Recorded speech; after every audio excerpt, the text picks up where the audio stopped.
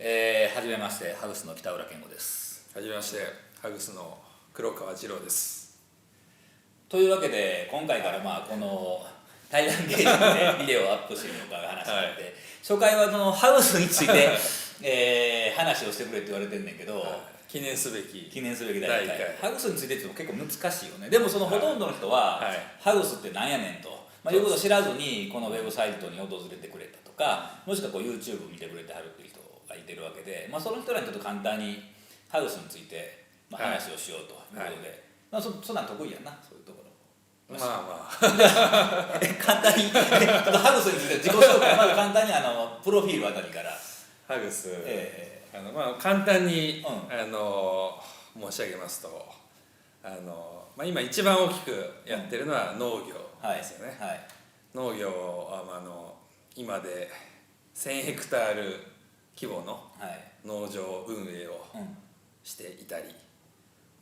今他には養豚、養鶏、養殖ですとか、ここはシェムリアップの近郊ではそういう農畜産業が一番メインですね。であとはまた首都プノンペンの方ではレストラン。首都ちょっと大きくなかった。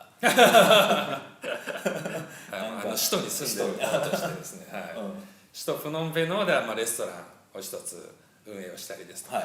最近そのカンボジアの若い方たちに向けてスクール、日本語を教えたり、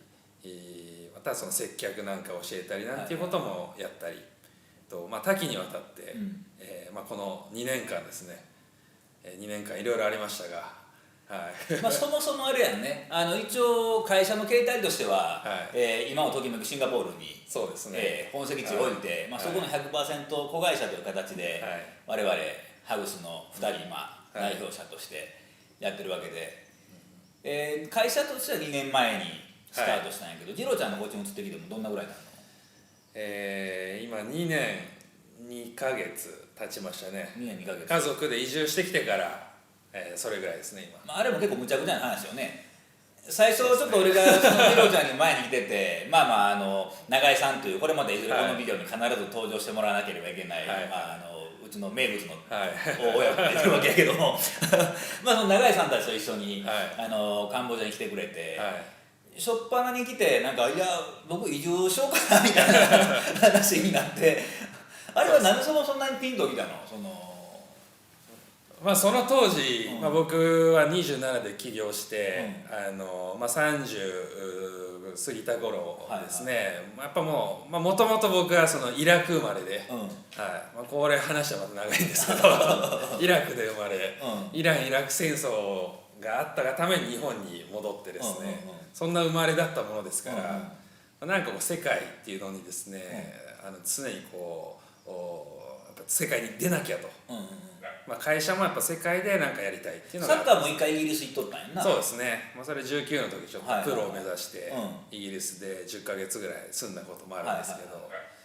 30超えてきた段階でもう一回世界回ってですね、ヨーロッパ行ったりアフリカ行ったりアジア行ったりと、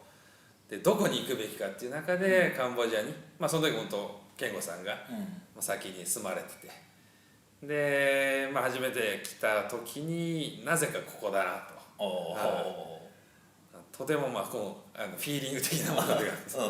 合ってしまってですね、間違いなく合ってしまいまして、でさ、しょっぱな来た時はもちろん一人で来てて家族とは来てなくてさ、それまでに家族にはさ、いずれ海外に移住しようみたいな話はしてたの？軽くですね。軽く。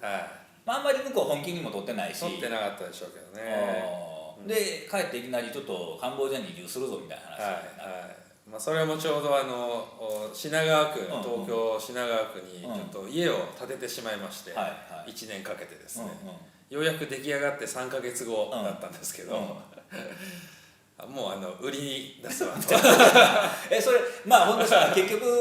チを言うとさ、その後奥さんも一緒にこっちに、奥さん子供やんな。しかも子供あれ何歳だっけあの時？2歳になったわけですね。2歳やんな。でその奥さんと子供はカンボジアに初めて来たのが引っ越してきたっていう相当世間的には無茶ぶりな1回だけ来ましたよ。それの前に来たっけ？1回だけその7月に3年前の7月に僕が初めて来て、で移住を決めて、で10月に1回家族連れて、ここシェムリアップに何日間かほんと数日間だけですけど、それはでも移住前提でしたけどね。移住前提でここに住むところを店に決めに行ってなくてその人に全然みたいな。でそれで翌2月に家族で移ってきて、日本のその品川の家をですね、ちょっと引き渡して、ちょうどタイミングよくですね、カンボジアに、無事移住をできたということですね。当初セムリアップに移ってきて、そこからじゃあみんなで会社という形態で、組織を立ち上げようということでハウスを作って、そこからやっぱりこうカンボジア2拠点あるからさ、2人でセムリアップにこう集中してるのもあかんなということで、プノンペンに移って、そこでそれぞれの分野でこうやってきてるわけだけども、そこからどうこう、俺なんかそのカンボジアに来る前に、こんなたくさんの日本人の人と会うことになると思ってなかったが、それ次郎ちゃんがいろんな人とこうね接してこっちに案内してるっていうのもあんねんけど、去年で何人というより何社100社以上の企業さんに来てもらってますね。基本的に来ていただいているのはみんなその中小企業のオーナーさん。そうですね、中小企業の経営者の方ですね。で最初こっちに来ようと思った時はもちろんそのフィーリングあったっていうのもあったんやろうけど、もちろんそのビジネス的にもなんかこう嗅覚があって、これは伸びるぞみたいな話が多分あったと思うんだけど、こんなに注目されると思ってた？いや、ここまでは、具体的にはイメージしてないですよね。なんとなく本当その可能性を感じるところはありましたけど、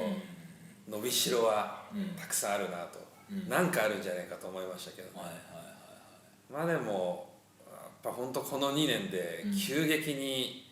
やっぱり成長してますしね。してるよね、国自体。またそのカンボジアについてっていうので1番組撮りたいなとか思ってるんだけど、ここは軽くさらっと流すとしてもさ、2年前3年前って、俺もカンボジアをする時にボランティア行くのとか、ともすれば誘拐されんといてなとか、地雷踏むなよみたいな話とかがあって、そういうイメージの国やんか。で来てみて我々は違うと思ったけど、でもまだまだそんなカンボジアでビジネスするなんて思ってる人はすごく少なかった状態やんか。それがなんか今や急にそのビジネスに視察に来るっていう人が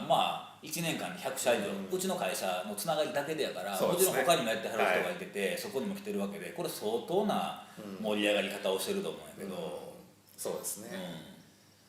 本当に、それは2年前からしたら、もう全然違いますよね。違うよね、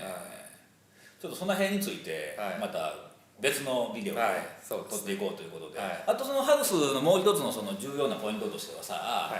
ビジネスだけではないよっていうところで、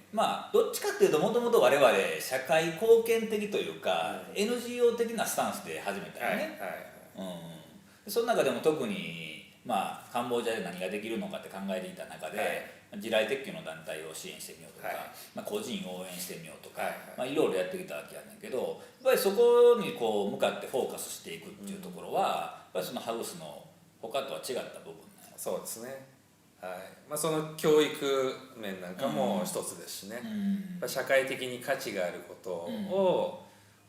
とビジネスを、両方追求していくっていうのはハウスの大事な考え方ですよね。そのあたりをまたじゃあゆっくりと話しましょう。ということで今回はこれで、ありがとうございました。ありがとうございました。